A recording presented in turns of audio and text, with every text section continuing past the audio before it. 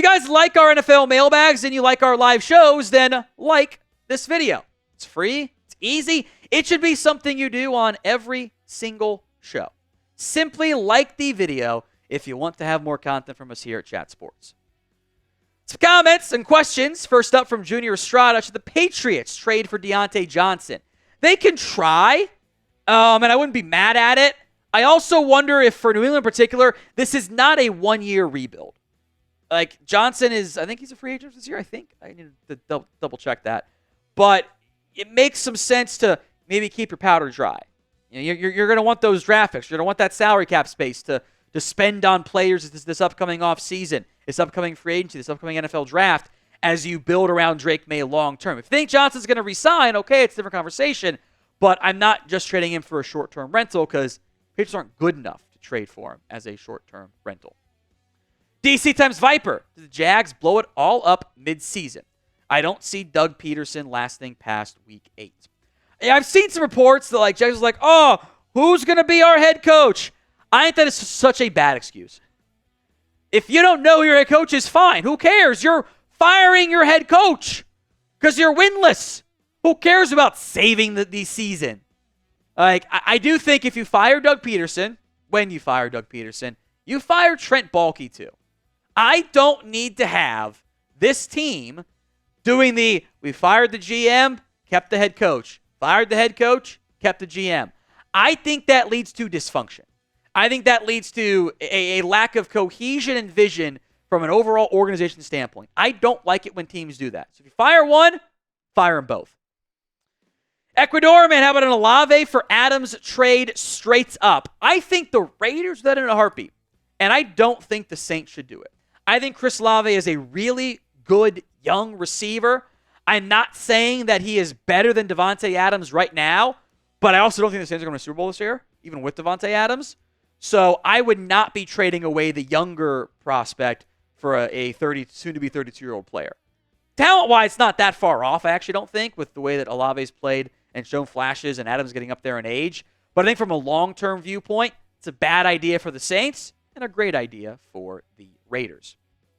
From Come On, don't need to Come On Man. That was a fun segment. Am I crazy thinking the Rams should trade Matthew Stafford? I actually don't think you're crazy. I'm not saying I'd do it or that I think it's a good idea for the Rams to do it, but I do get where you're going and like what your mindset is there. The Rams have so many injuries, it might be a sunk season already. And if they want to kind of do a quick little rebuild here, trading Stafford, if you can find probably it should honestly be a first-round pick, even if it's just a one-year rental. Like, he's still really good. He's still dealing for LA. If you can find good trade value, it makes some sense. Because there's a scenario in which you move on from after the season.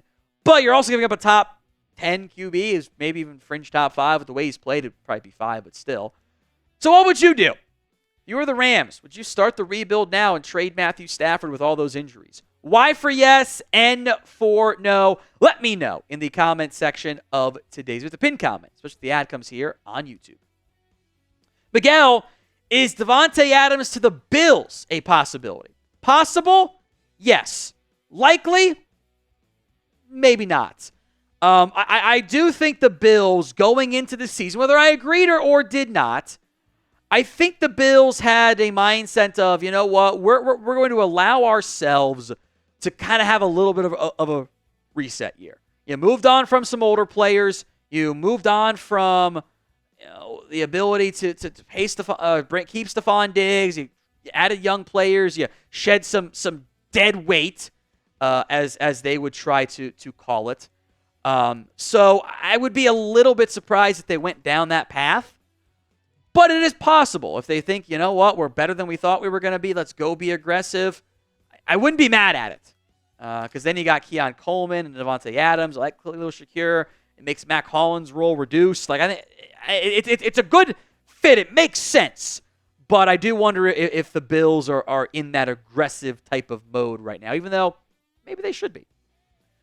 You guys can find an NFL rookie jersey, or really any jersey, except for Marvin Harrison, over at chatsports.com/NFL jersey. First-round picks, established players from Bo Nix to Caleb Williams to even offensive linemen. They're all available. So go if you're looking for something to put on your Christmas wish list as we get closer to, well, it's always Christmas season since that stuff's already available and it's not even Halloween yet. I digress.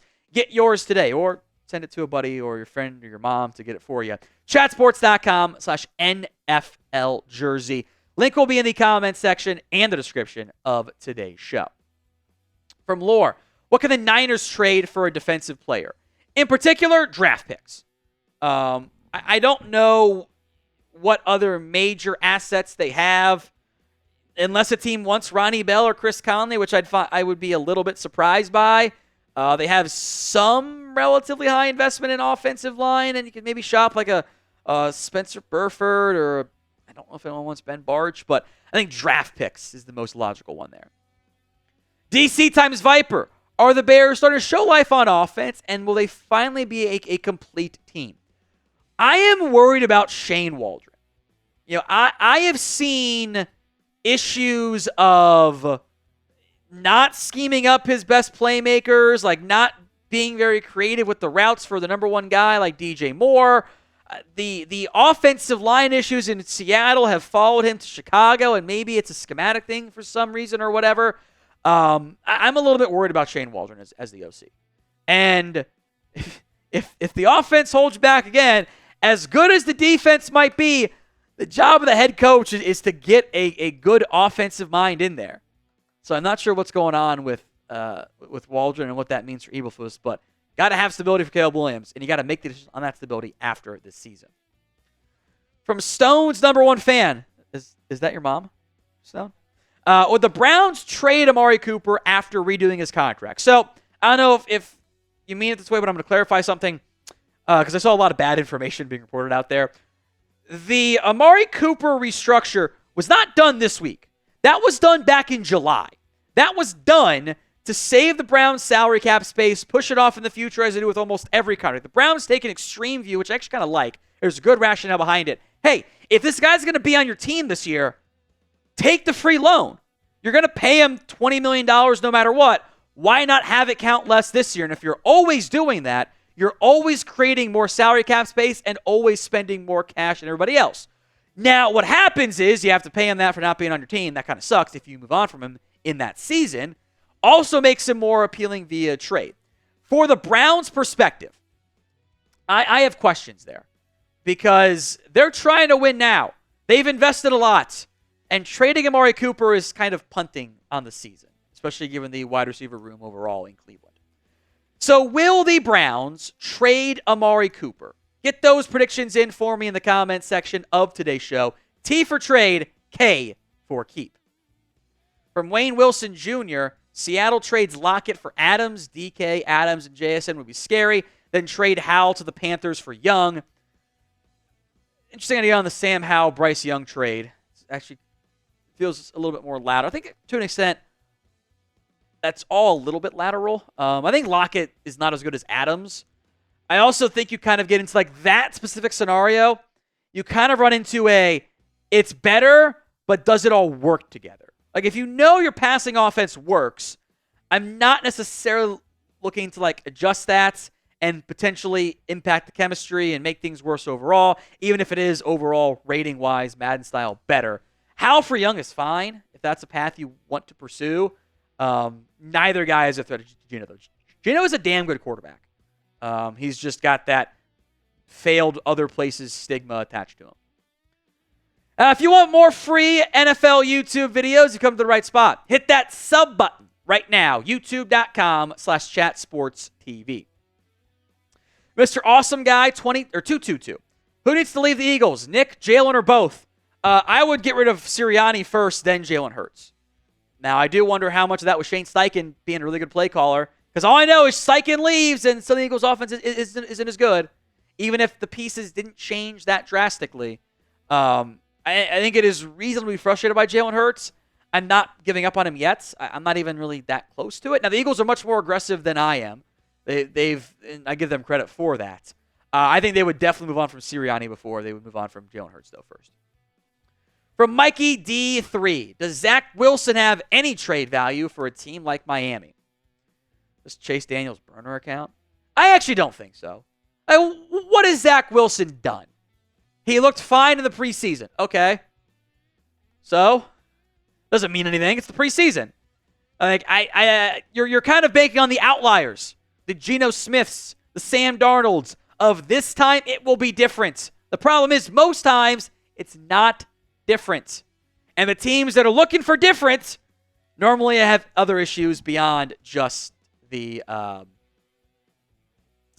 quarterback and more organizational philosophy stuff there. Put your trade ideas for me in the comment section of today's show. Or any ideas you got, player, team, stuff you think is fun or crazy or trying to trigger me, let me know in the comments of today's video. Skyler, should Carolina trade for Henry To'oTo'o? He's still playing for the Texans, and he's actually, I think, getting a pretty decent role. So I don't know why Houston would do that necessarily. To'oTo'o's been a nice player for Houston. I don't think he's like a superstar linebacker, but he had, 61 in his first season. Houston's a contender.